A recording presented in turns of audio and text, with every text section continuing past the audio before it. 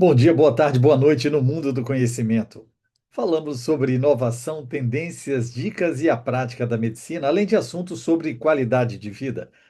Compartilhar conhecimento não é dividir, mas multiplicar. E eu te convido para falarmos sobre mais um assunto sem fronteiras no mundo do conhecimento.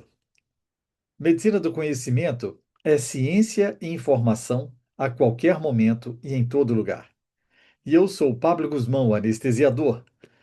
Por aqui desvendamos os mistérios da medicina de um jeito que você entenda e se interesse. Olá, sejam bem-vindos a mais um episódio do Medicina do Conhecimento. Hoje vamos brindar a saúde, literalmente. Nós vamos falar sobre a famosa dieta mediterrânea, mas com um foco muito especial, naquele que é considerado por muitos o sangue da terra. Vamos falar de vinho. E existe uma linha tênue entre o prazer e a saúde. Porque os franceses que comem queijos gordurosos, manteiga, eles têm índices de doenças cardiovasculares muito menores que os americanos. Isso que a gente chama de paradoxo francês, né? Para decifrar isso, nós temos um profissional que vive e respira a cultura do vinho, é especialista em vinhos da Borgonha, autor de livros, né, Vinhos da Borgonha. Então, seja bem-vindo, Jean-Claude Carrat. Eu peço que se apresente aos nossos ouvintes do Medicina do Conhecimento. Fale sobre sua formação e por que escolher o vinho na sua vida. Legal. Bom, é um prazer, obrigado, Pablo, pelo convite. Me sinto muito honrado.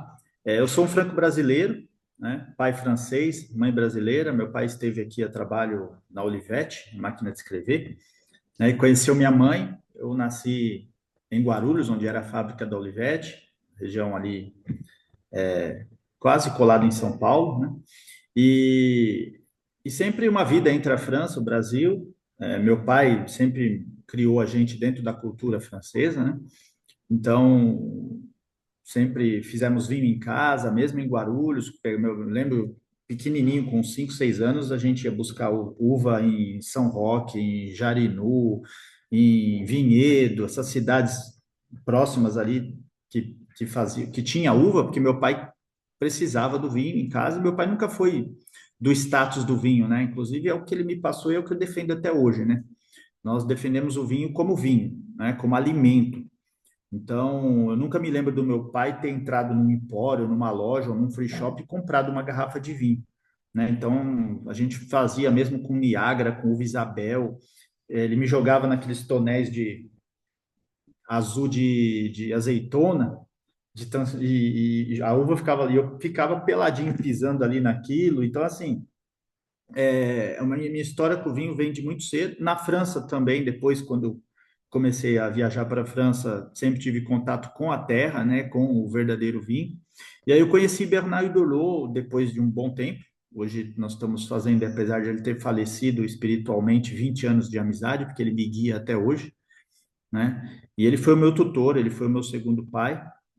Bernard Hidalgo simplesmente é 30 anos de bioquímica e enologia na Universidade de Dijon. Foi ele que ensinou os grandes enólogos a genealogia, né, que é quando o vinho passou a sofrer as interferências de tecnologia e química, né? Então, tudo isso foi ele que, na Universidade de Dijon, iniciou, né? Então, nós temos a química do vinho e a tecnologia do vinho do final dos anos 70 para cá. Então, é muito recente que o vinho deixou de ser a terra, deixou de ser somente uva, para começar a ter todas as adições, para começar a termos as enzimas, para começar a termos essa parte enológica mais química mesmo, né? Que a gente corrige, enfim, as correções, as leveduras que não são mais, infelizmente, indígenas, né? Naturais. Então, por conta das pesticidas, herbicidas, fungicidas que matam toda a vida da uva já no vinhedo, então quando ela vai para a adega, ela não tem nada de vivo, né? Ela tá morta por causa dessa interferência ali que seriam para as interferências das pestes, né? Enfim, então, é esse vinho que eu defendo. Eu conheço muito bem a terra e esse vinho que é vinho, né? Então, hoje, se eu der um número para vocês, é muito triste, mas preparem aí. 95% do vinho mundial, ou seja, 95% do vinho que você tem na sua adega ou nos restaurantes, sem julgar, né? não estou julgando o conhecimento de cada um para saber comprar vinho ou não, mas 95% do vinho mundial hoje não pode ser considerado vinho, tá?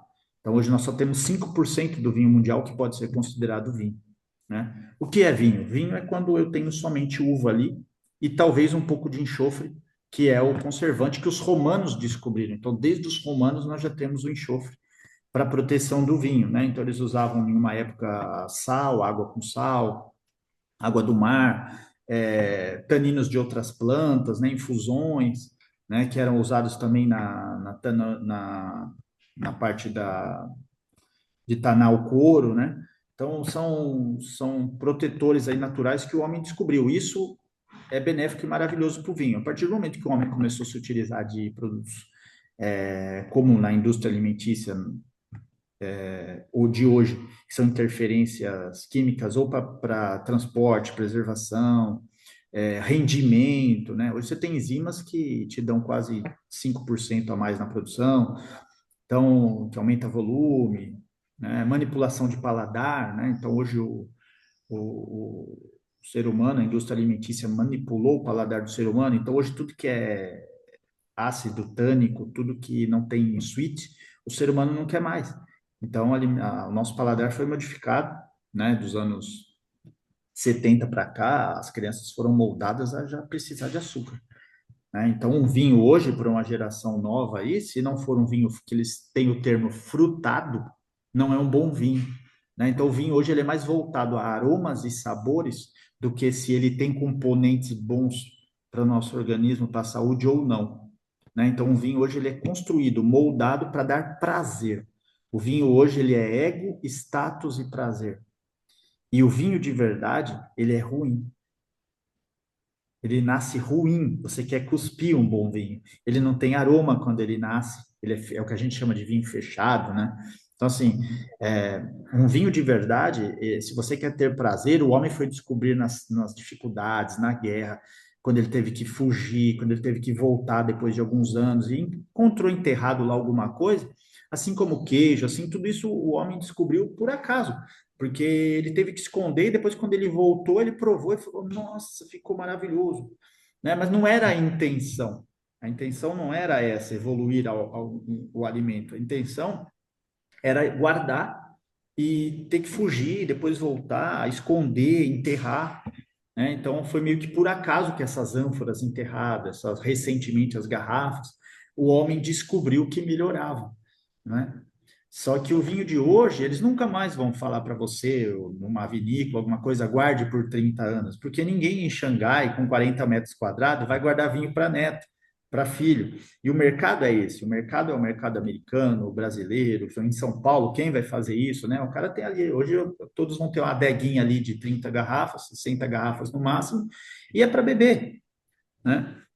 Então, essa cultura ela está enraizada nas regiões vitivinícolas, mas a própria região vitivinícola está destruindo, porque como o mercado dela é o mercado que não pode ter essa cultura, então a gente não pode vender. Como eu vou vender algo que eu não posso, que você não vai poder ter, né? Você não vai poder usufruir. Então, tudo mudou. E o vinho, automaticamente, para ser esse vinho de ego, status e prazer, ele teve que deixar de ser alimento, ele teve que deixar de ser ele. Ele teve que deixar o que lá os romanos chamaram, pela sua importância na longevidade, essencial para a nossa saúde, na alimentação, ele chamou do quê? De sangue de Cristo, tamanha importância, né? Então, assim, o vinho como sangue de Cristo e como alimento, ele não existe mais. Só existe, lógico que existe, mas você tem que criar. Ele não está mais na gôndola do supermercado. É ali mesmo que não vai estar, infelizmente. Então hoje você tem que se tornar um especialista, olha que absurdo, para saber se o produto que você está comprando, ele é honesto ou não, se ele é bom ou não. Você tem que saber se ele foi filtrado, né? Quando filtramos um vinho, a gente elimina 85% da capacidade antioxidante, né? Porque os taninos eles vão embora. Depois o que que a indústria faz? Ela coloca o tanino em pó, para você sentir só aquela distringência, aquela coisa que te amarra toda a boca. Só que esse tanino ele não vem da uva, ele vem de outros vegetais, né? Ele só vai dar aquela condição de amarrar. Se você pegar um caule de qualquer árvore e mastigar, você vai sentir aquele amarrar, porque isso é tanino.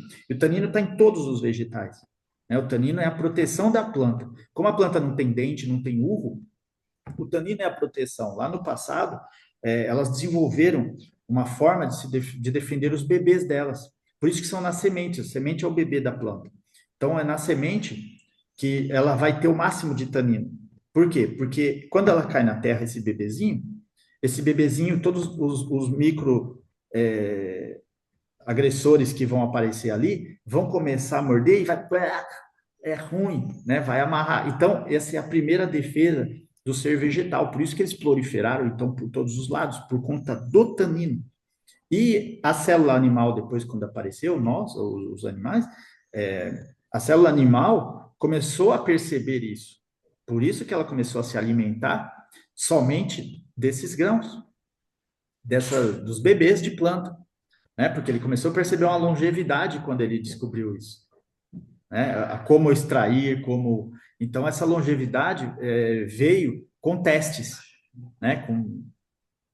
E ali está a concentração de fenóis, né? Os óleos que estão ali, que são antioxidantes, que nós temos o principal deles, para nós seres humanos, que é o resveratrol, né? Que o resveratrol ele está em frutos vermelhos e na uva, por exemplo, pequenos frutos de bago vermelho e negro, é onde nós vamos ter uma maior complexidade e quantidade de resveratrol, né? Então, assim, eu acho que eu falei já algo que resume rapidamente, né, um pouco do que é o paradoxo francês, né? Sem dúvida. Então, E a gente enxerga na dieta mediterrânea, fala-se de azeite e peixe, mas o vinho é um grande pilar, né, como alimento.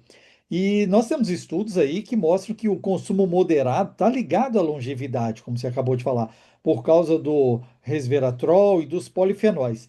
Eu queria que você falasse um pouco sobre, já que você falou da produção massificada dos vinhos, que é a grande maioria, a importância do terroir, né, do microclima, da existência da Borgonha. Eu digo que a Borgonha, para mim, é um sopro divino. Os monges acharam um local que foi possível, talvez, replicar o Éden. Eu queria que você falasse sobre isso, a importância do terroir, a importância, o quanto isso traz de saúde e longevidade, por favor. uma boa pergunta. Eu não diria que ela interfere nisso, né? Muito. Por quê? Porque hoje o terroir ele vai expressar mais aroma e sabor, né? Ele não vai expressar tanto a qualidade a nível de saúde. Por quê? Porque uva é uva, né? Então, é lógico que nós temos uma condição na Borgonha que favorece um pouco esses vinhos nos trazerem um pouco mais de antioxidantes, resveratrol. A uva Gamay, que é a uva autóctone da Borgonha, né, a desmerecida Gamay, lá no Beaujolais, na verdade, ela ficou no Beaujolais por questão climática, né? O Duque Philippe Hardy tirou ela da Borgonha e deixou no Beaujolais porque era mais no sul, né? Então, no período frio, ali ainda era quente, ali ainda maturava, né? Então, o que acontece é uma dança entre Gamay e Pinot e Aligoté e Chardonnay na Borgonha, né? Então, de acordo com o clima, que ele é cíclico a cada 400 anos, né? É o que está acontecendo hoje, nós estamos no período quente desse ciclo, isso não é o homem que fez, não, isso é tudo balela que conta, é business. Enfim, nós temos no histórico da Borgonha, onde os monges plantavam Gamay para tinto e Pinot, e onde eles plantavam Aligoté e Chardonnay para branco. Então, nesse histórico, você vê nitidamente que era um período frio, um período quente, se era na altitude, se era embaixo. Então, na altitude, congelava tudo, então era frio. No período frio, se plantava embaixo. Num período quente, se plantava em cima. Então, é por isso que a reputação dos Grand Crus, dos Premier Crus da Borgonha, que é recente na história da Borgonha, muito recente, nós estamos falando de 1935, essa classificação, né? Os monges começaram a trabalhar crus na Borgonha no século X. Então, hoje falar de Premier Cru, Grand Cru Village, isso é business, isso é marketing, para americano compreender a Borgonha, que é complicado para eles, né? Porque a Borgonha sempre falou de crus interessantes, diferenciados, mas classificar isso daí, a linha é muito tênue, principalmente em relação a preço hoje, né? Não tem justificativa um bom village em relação ao que vai mudar em um Grand Cru a nível de qualidade de vinho. Aqui nós vamos ter 5% e a nível de preço nós temos 300. Se exponencia né? Então não tem justificativa, é uma questão realmente de precificação e de marketing, né? Hoje em dia. Até porque vale mais um vilage de um produtor autêntico do que um Grand Cru da indústria, né? Perfeito. Essa Vale muito mais. informação é a informação do milhão, já, né? Sim, Porque a porque gente é um vilage bem feito, com alma, com terra, com verdade, né? Vale mais do que um Grand Cru. O Grand Cru vai continuar custando 600 euros.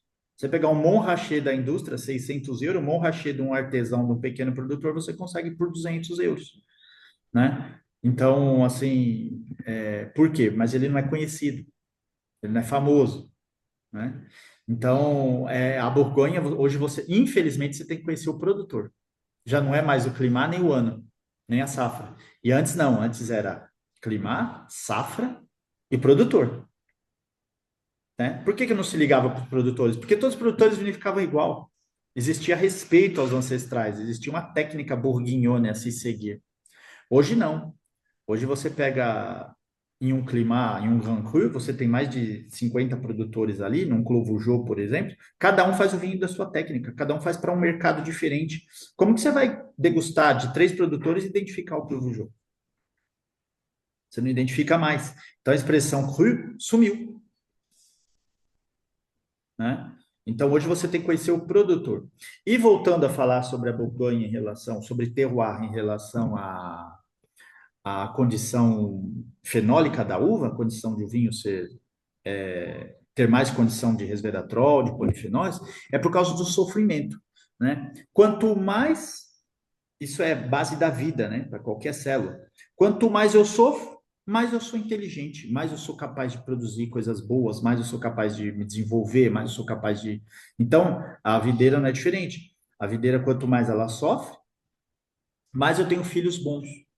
Então, se eu tenho sofrimento, por exemplo, a Borgonha, ela faz com que a videira ela sofra com umidade, com frio, tanto que você vê que as videiras lá, elas se retorcem, né? Porque eu vou podando, então eu faço ela sofrer, né? Através da minha poda, e eu faço, o clima faz ela sofrer também, tanto que você já deve ter visto que muitas delas são rodeadas de musgos. Esses musgos são parasitas, eles atacam a videira, eles roubam muita coisa. Então, para se defender desses musgos, haja antioxidante, haja polifenol. Então, é uma planta, o Pinot Noir, Gamay, são plantas que possuem um índice de polifenol para os bebês, para as sementes, enorme, né? Então, é por isso que a gente vê no resultado final, quando o vinho é feito de verdade. Como que um vinho é feito de verdade? Com extração. Um tinto de verdade, ele precisa de muito tempo de extração. Hoje a indústria limita essa extração, por quê? Porque se eu extrair, eu vou ter muita acidez e taninos lá em cima, né? Porque a Pinot Noir, ela tem muito tanino. Mentira quem vai dizer que a Pinot Noir é uma uva feminina, delicada, levinha. O Pinot Noir de hoje em dia da indústria, ele tem uma coloração que as pessoas, nossa, um Pinot, ele tem uma coloração leve, rubi. Os antigos na Borgonha, quando eu converso com eles, a gente degusta juntos, eles falam, isso aqui é o rosé do meu pai. Isso não é vinho, isso é o rosé. Porque o Pinot, o próprio nome fala, noir.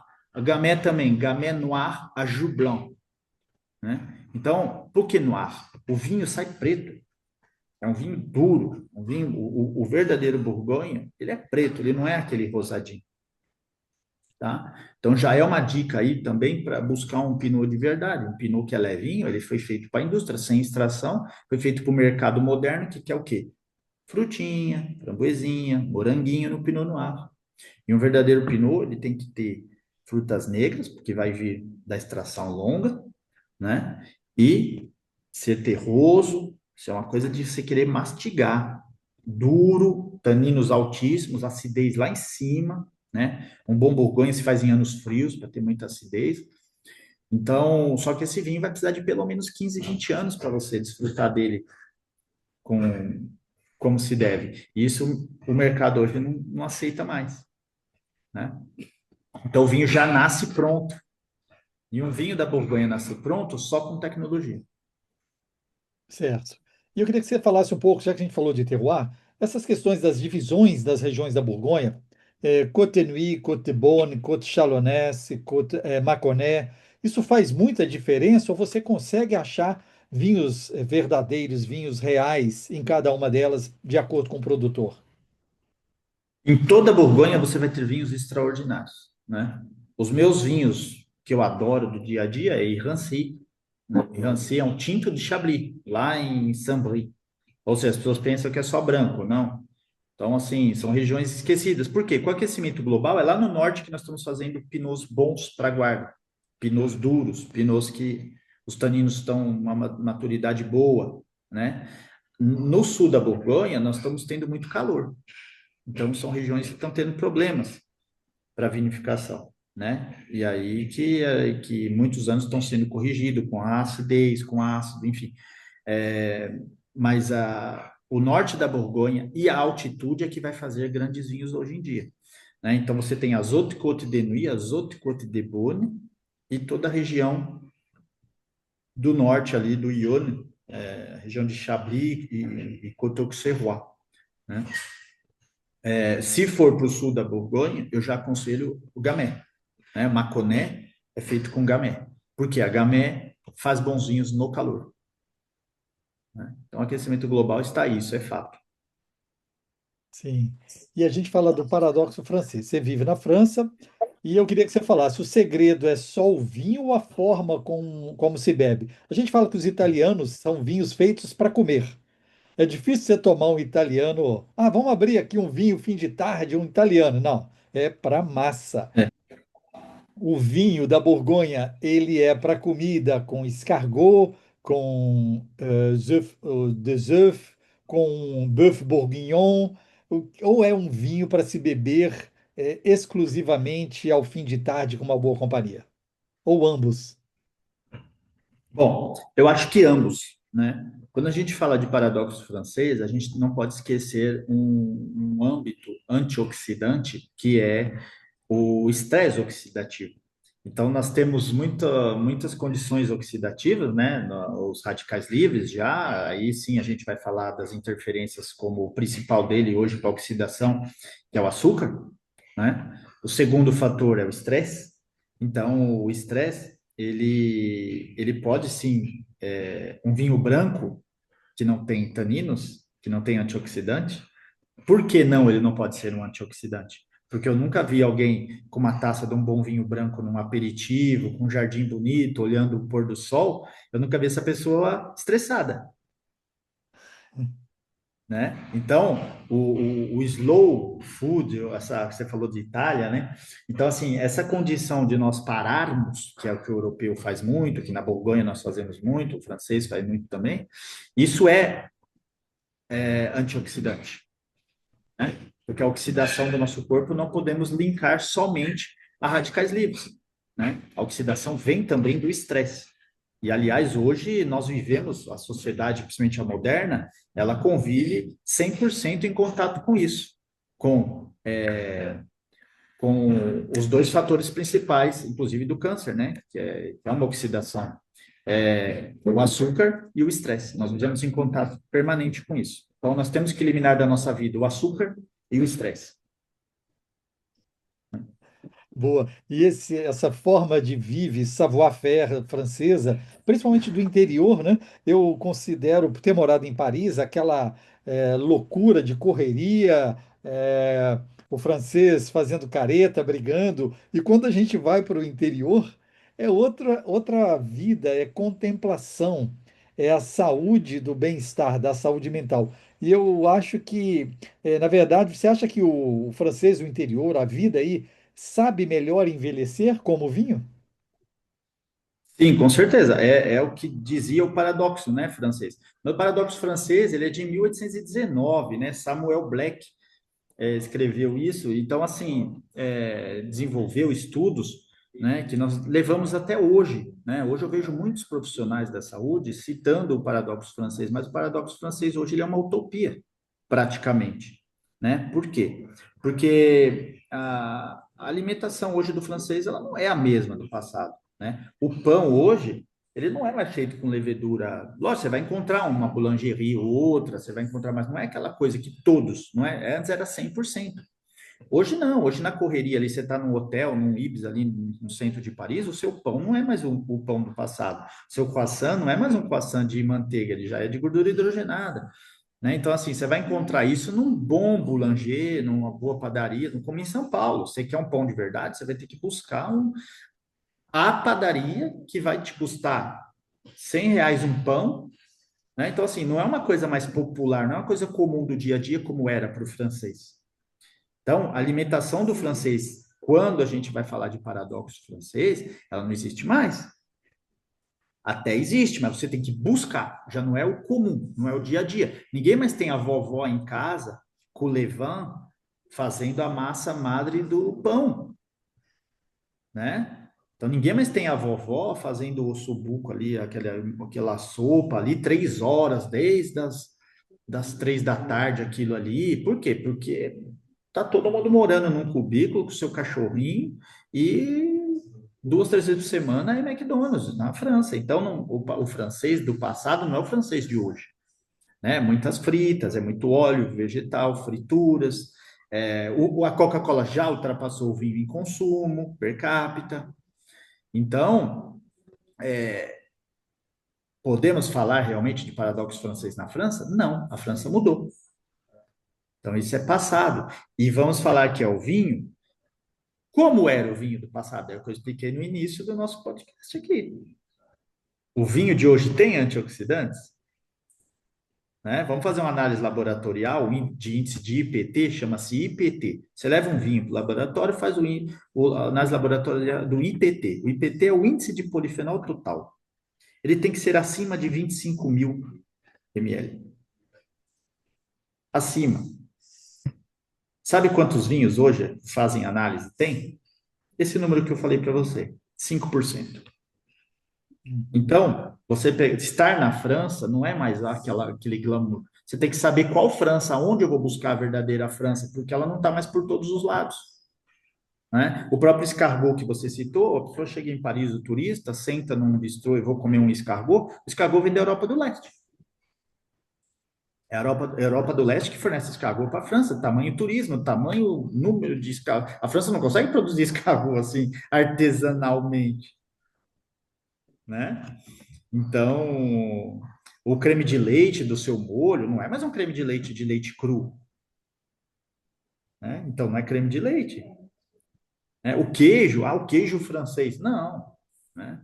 Se você pegar ali o queijo da indústria, ele é pasteurizado, não é mais o queijo au lait cru. É só o queijo au lait cru que pode ser considerado um queijo bom francês, né? Só que ele dura 3, 4 dias, ele começa a esparramar, apodrecer, feder. Ele começa a se decompor. Por quê? Porque eu estou cheio de bactéria ali. Eu não pasteurizei, as bactérias estão lá. As bactérias que comem lactose, ou seja, esse é o queijo bom de se comer, que não vai te dar problema, porque nós não temos capacidade de enzimas para digerir lactose, por isso todas essas intolerâncias atuais. Na verdade, não existe intolerância à lactose no ser humano. Existe o ser humano consumir produtos lácteos com lactose. Porque um verdadeiro produto lácteo, ele tem bactéria, e essa bactéria, em 4, 5 dias, come toda essa lactose. Por isso que os produtos de lácteos do interior, ninguém aqui no interior viu falar que um avô, um bisavô, tinha intolerância à lactose ou a glúten. Por quê? Porque a massa ela fermentava com levedura de verdade, não era química. Então, o que é a fermentação? É a levedura comer glúten, eliminar gás, amônio, gás carbônico, e isso que faz aquelas bolinhas, aquela coisa encher. Esse é o fenômeno de multiplicação do pão. Né? Então, para isso, ele tem que ser vivo, para não ter glúten dentro. Se eu coloquei químico, é uma química que faz aquilo crescer. Não é gás da levedura comendo glúten. Então, o glúten ficou lá. Nós podemos digerir glúten, nossa espécie? Não. Então, as intolerâncias, não, elas foram criadas de acordo com a nova alimentação. As intolerâncias não existem. Sim. E muitos médicos recomendam, os médicos que amam o vinho, claro, né? Recomendam uma taça por dia. Na sua visão de conhecer, qual que seria a dose certa para aproveitar o prazer sem cair no excesso? Como equilibrar a questão do hedonismo com a disciplina e a busca da saúde? Muito bom. Eu sou um exemplo disso. né? À noite, eu estou evitando beber vinho. À noite. Eu bebo durante o dia. À noite, mesmo uma taça vem me dando taquicardia, né?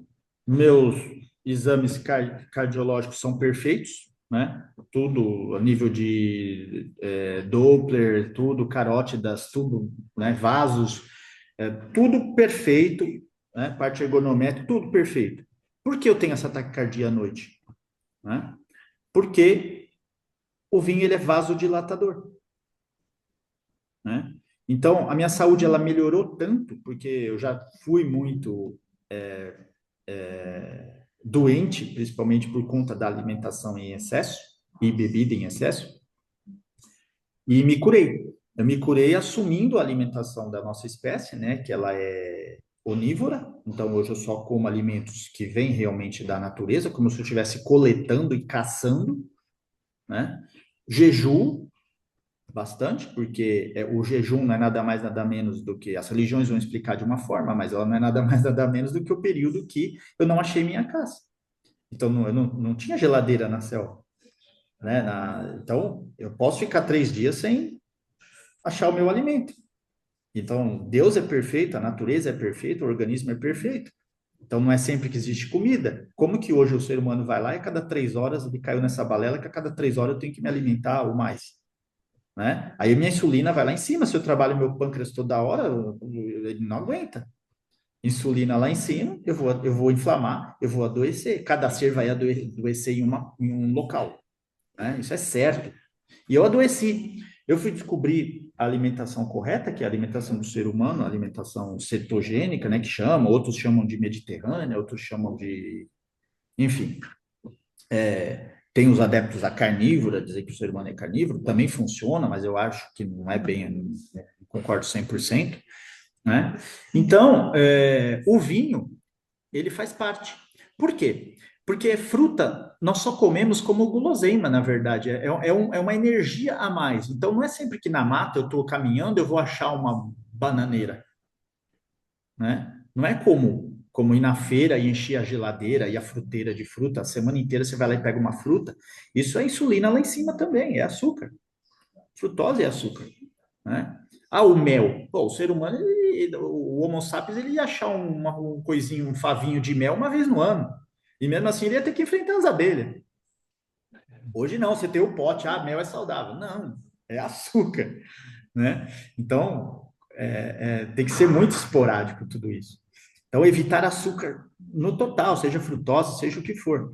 Então, assim, uma fruta, ela tem que vir depois que você já se alimentou da sua proteína, de alguns vegetais, e aí vem o açúcar depois, tá? E a sabedoria dos nossos ancestrais. Você nunca viu um avô nosso comer uma laranja antes do almoço, antes da janta? É depois, né? Tá com fome, vai lá e come uma fruta. Café da manhã, fomos escutar a balela de comer uma banana, mamão e aveia. Imagina, isso é açúcar puro. Nossa insulina, isso não é saudável, né? Então, acordar, não comer. O certo é não comer, não se alimentar no café da manhã. É o jejum intermitente, né? Então, é a hora que eu acordo, eu preciso de energia para buscar a minha casa. Se eu me alimentar, eu perco toda a energia. A minha insulina é produzida, eu perco a energia, e para ter energia, eu vou buscar o quê? Droga, açúcar. E aí vai vir o cafezinho. E aí, dá lá para as 11 da manhã, é uma bolachinha. Eu vou pegar um pastel, uma garapa, e não sei o que tem. O que que eu quero? Eu estou com fome? Não. Eu estou com abstinência, né? É droga. E o vinho, ele entra onde aí? O vinho, ele entra porque o bom vinho, o verdadeiro vinho, ele não é frutado. Ele não tem o sweet. Ele é ácido, ele é tânico, por quê? Porque quando eu faço uma maceração longa, eu dou tempo suficiente para o meu álcool destruir todas as moléculas de glicose. Por isso que um vinho, a gente precisa analisar o açúcar residual dele. O açúcar residual tem que ser 1,5, né? Então, tanto que o leigo, você dá um champanhe nature, ele não gosta, né? Porque falta aquele açuquinha no final para ele, né? Então, o consumidor moderno, ele está na abstinência do açúcar. Ele precisa de açúcar. Então, o verdadeiro vinho, que é o alimento, que ele ácido e tânico, rico em antioxidante, resveratrol, ele não está agradando o mercado novo, o mercado moderno. né? Então, as pessoas estão deixando de consumir alimento em todos os âmbitos. O chocolate de verdade ninguém mais quer, né? Porque tem que ter pelo menos aí 50% de chocolate, o resto tem que ser açúcar e gordura hidrogenada. Então, o verdadeiro chocolate ele é maravilhoso. Depois de uma refeição, um chocolate 85, 90%, só um pouquinho embaixo da língua, aquilo te dá uma saciedade maravilhosa, uma energia boa, né? Agora, se você precisa da energia não do alimento, do antioxidante, do resveratrol, você precisa da energia do açúcar, a sua alimentação está completamente errada, né? Então, o vinho, ele tem que ser um vinho de verdade, um vinho com baixo índice glicêmico, né? Que é o vinho do passado.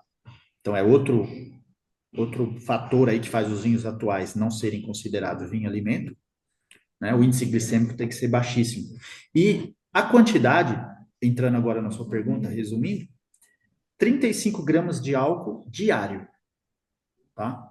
Vai depender da estatura, da massa corporal de cada ser, lógico, mas nessa média aí, 35 gramas diário. Procurar ser durante o dia, não à noite. Os antigos não bebiam à noite, eles bebiam durante o dia, né? Então, já no café, antes de sair, um ovo, um bacon, uma gordura animal, né? Do porco, normalmente, e vinho, né? Ou azeitonas, eram essas coisas que eles consumiam no passado para ir para a lida, e lá para as 11h30, meio-dia, aí sim almoçava, e era praticamente a última refeição. À noite, a gente tem até a expressão na França, on va souper, né? Antigamente, on va souper, o que significa? Era a expressão jantar, né? Jantar, comida, isso é recente. Os antigos não faziam isso até os anos 40, 50, era uma leve sopinha à noite. Né? Por quê? Porque nós não podemos mais estar trabalhando, senão eu não durmo direito. Então, quando eu faço grandes jantares e bebo à noite, eu não durmo direito. Reparem isso em vocês. A partir dos 45 anos, a gente já perde essa capacidade de ser aquele trator, né? O jovem lá, 3 da manhã, pede uma pizza, cheguei em casa, bebi pra caramba, né? Aquela larica, né? Depois dos 45, pode perceber que isso acaba, né? Então, evitar beber à noite e beber o vinho, uma ou duas taças, né? De um bom tinto, se for querer que ele seja alimento, no almoço, no café da manhã, se você tem um café da manhã rico em proteína, pode tomar sua taça de vinho. É assim que os antigos faziam. Eu faço, bebo na xícara, com budão, com chouriço de manhã, é muito bom. Lá para as 10 da manhã, um bom chouriço, ovos, é um almoço, né? Que é o déjeuner. Déjeuner é o quê? Tirar o jejum, né? Então eu tenho que completar o meu jejum. Os sábios sabiam disso, os antigos, as religiões, né? Então eu não vou jantar à noite, vai ser lá para as 18 horas. Se eu somar com o sono e depois ir lá para as 10 fazer o meu déjeuner, né, que os ingleses têm como o brunch, né? Então, assim, isso vem culturalmente na Europa, eles não são bestas, é um povo milenar, né? Então, da onde veio essa coisa de café da manhã? Veio da indústria do corns, veio da indústria dos cereais, veio da indústria para adoecer, para você depois ter que comprar remédio. Então, assim, isso aí foi inventado na América, o café da manhã.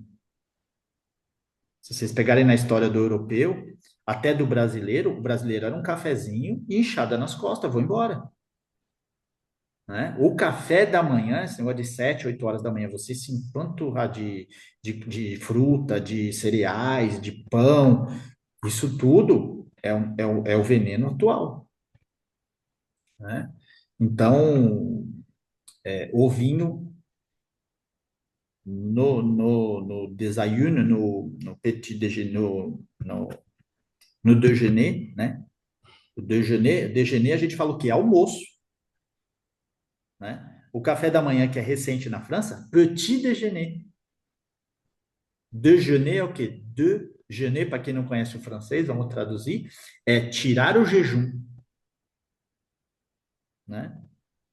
Acabar com o jejum, ou seja, é meio-dia, déjeuner, né? Então, nós temos que fazer um jejum intermitente de 16 a 18 horas todos os dias. Se você acorda que você é aquela pessoa que tem que colocar, senão você desmaia no caminho do trabalho, você está sem energia, você precisa desse café da manhã, você não precisa desse café da manhã, você não está com fome, você está com abstinência da sua droga, que é o açúcar. Açúcar. E para quem quer começar a introduzir o vinho de forma saudável na dieta, o que deve procurar no rótulo para evitar vinhos de baixa qualidade? E eu queria que você sugerisse também uma harmonização simples e saudável que você gosta e usa no seu dia a dia. Ah, muito boa pergunta também. É, o vinho, para você hoje saber se ele é o vinho autêntico, alimento, você tem que conhecer o produtor, né? Você tem que saber a técnica que ele trabalha, né? Então, em primeiro lugar, vinho de verdade é uva. Uva, né? O enxofre, ele está presente na natureza, então não tem problema se o homem descobriu que colocar um pouquinho ali ajuda a proteger esse vinho, né? A não perdermos ele, porque o vinho ele acaba oxidando, estragando, ficando não palatável. Então o homem descobriu isso. Os romanos eles queimavam o enxofre na ânfora, né? Então isso é uma forma que o homem descobriu que não atrapalha em nada. O que atrapalha é o excesso. Então, para viajar, para ficar na gôndola de um free shop, para tudo isso, o que a indústria hoje faz? Triplica o índice de enxofre. Aí é o que dá dor de cabeça. Porque se for um bom produtor artesanal, ele vai usar o enxofre de uma forma que nunca alguém vai ter dor de cabeça tomando vinho, é impossível. Então, já saber como ele trabalha esse produtor. Se trabalha com leveduras artificiais, com parafernálias químicas, tudo isso corre. Não é vinho. E a mesma coisa serve para todo tipo de alimento, né? Ah, eu faço um queijo que é plastificado, que não é de leite cru. Esquece, não é queijo, não comprem, não consumam, né? Ah, minha massa que não é industrializada, é feita com levedura artificial também, não é feita com levedura natural. Esquece, vai te fazer mal, né? Então, o vinho é a mesma coisa, você tem que pensar nele como alimento. Então, busque o alimento. Da onde vem isso? Como ele é feito? Não como ego, status e prazer. As pessoas olham. Tanto que hoje é um absurdo que eu luto aí com os sommeliers, meus alunos, e nas minhas palestras, tudo eu luto com os sommeliers atual, com os consultores de vinho, com os vendedores. Parem com essa besteira que vocês inventaram de um tempo para cá. Vocês falam rótulo e não falam vinho. Ou seja, o termo vinho hoje foi substituído por rótulo.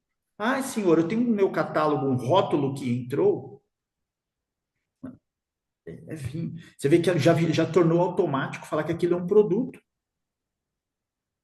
Já é comum na sociedade tratar o vinho como um produto de ego, status e prazer, de instagramável.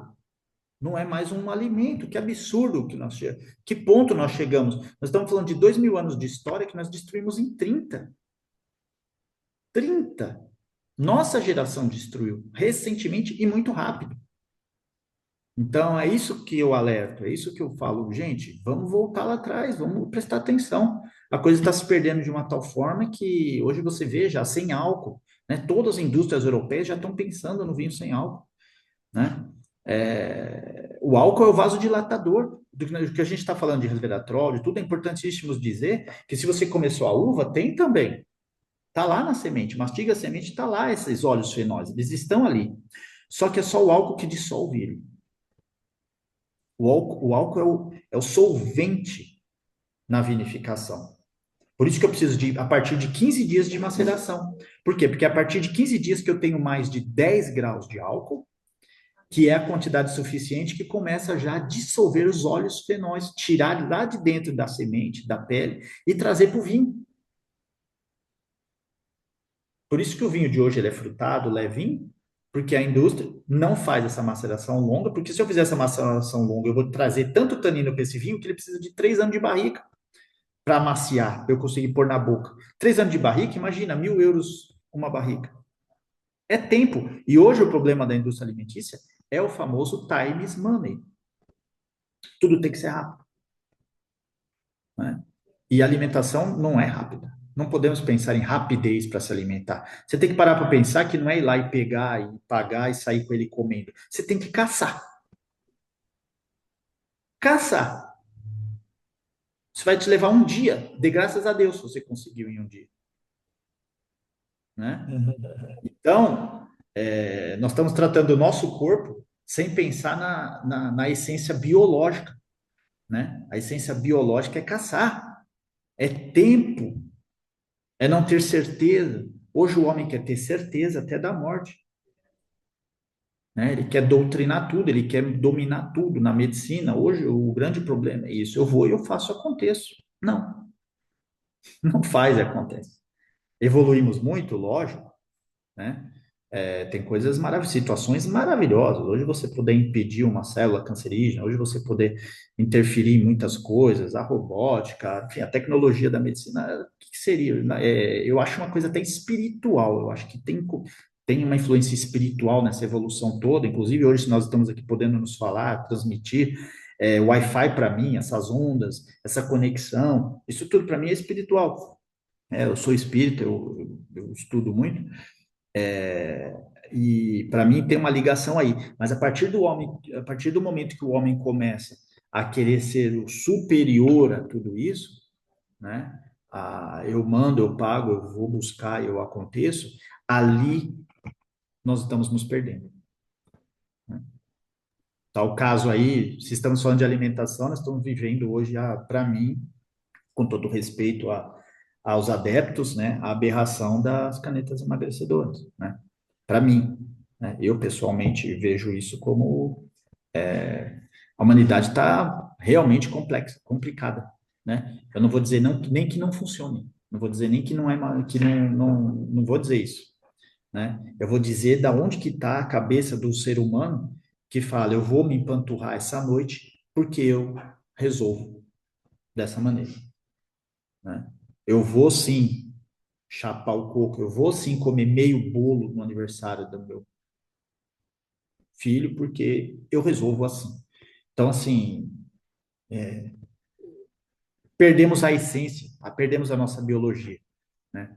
Então, essa é a ideia resumindo, né? A ideia de como temos que pensar no vinho. O vinho é o conservador de antioxidante. O homem descobriu isso, maravilhoso, trouxe até a nossa geração, tomou conta do universo, tomou conta do planeta, né? Uma coisa que era tão restrita a alguns locais, né? Então, hoje, locais que eu não poderia ter vinho, ele está lá, né? Se você entrar hoje você vê que ele é espiritual e que ele tomou conta, o sangue de Cristo, se você perceber, se você entrar hoje em culturas completamente opostas, vamos entrar em 3 estrelas hoje, em Xangai, em Hong Kong, Paris, São Paulo, não tem, tem duas, mas tudo bem, em Montreal, em Madrid, em Tóquio, Osaka, entramos todos juntos, no mesmo tempo, em restaurantes magníficos, que você vai gastar uma fortuna de abastados, de chefes de Estado. Entre essa noite e veja se todas as mesas não terão o sangue de Cristo presente. Todas. E vejam se não terá o corpo de Cristo presente. E eu desafio qualquer um a me mostrar que o corpo de Cristo vai estar na nota.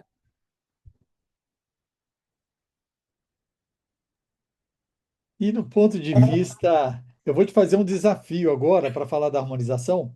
Esse é franco-brasileiro. E aí eu queria te perguntar, qual um país que você, da sua preferência, o país do seu coração? Rapaz, o meu coração é a Espanha. Para vinho, para comida, para tudo, é a Espanha. É. E uma cidade? É Sevilha. E um Sevilha. prato, aquele prato que marcou a sua vida? Hoje, o prato que marca mais a minha vida é uma carne grelhada, simplesmente com um bom sal. Isso é a minha vida, meu alimento predileto, preferido, porque é o alimento da nossa espécie, né? Então, quando a gente acha isso na natureza, é o ápice, né? Uma carne boa ali. Agora, se for pensar em elaborações, né? É muito complexo, né? É muito rico, é muita coisa, principalmente quando a gente fala de França, né? A França, ela desenvolveu técnicas maravilhosas,